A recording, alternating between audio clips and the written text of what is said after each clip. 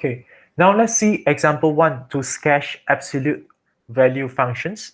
So example 1, you have fx equals to modulus x minus 2 plus 3.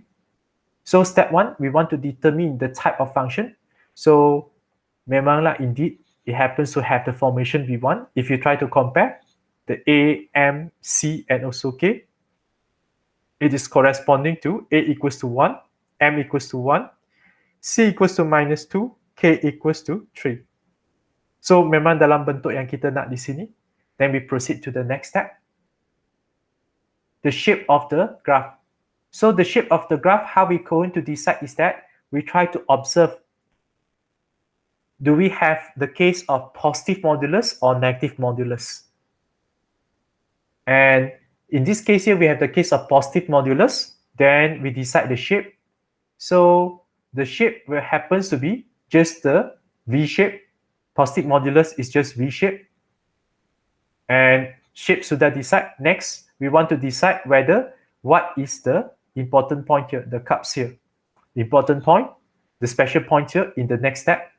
So the special point is the cups. We're located at the sharp point here on the V shape.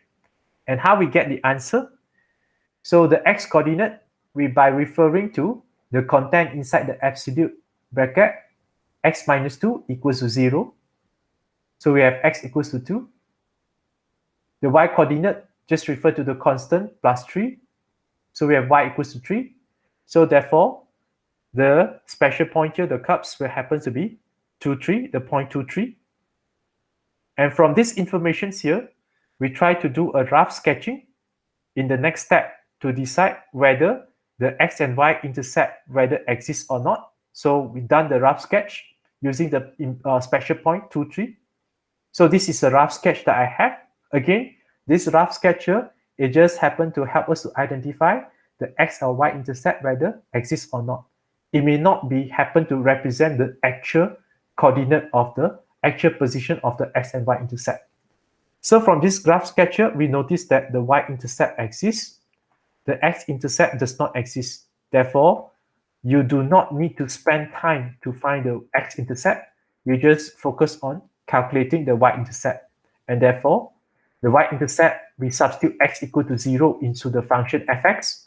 I have the answer as y-intercept is 5. Now, summarize all the info that I have from step 1 until step 4. Now, we go for the graph.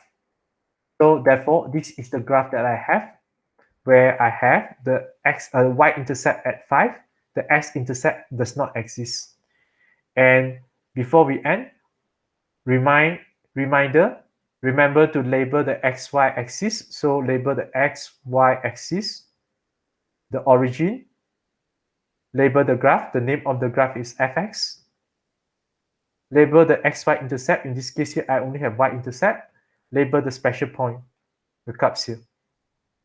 So therefore, this is how we happen to done our graph sketching for example number 1 for absolute value function.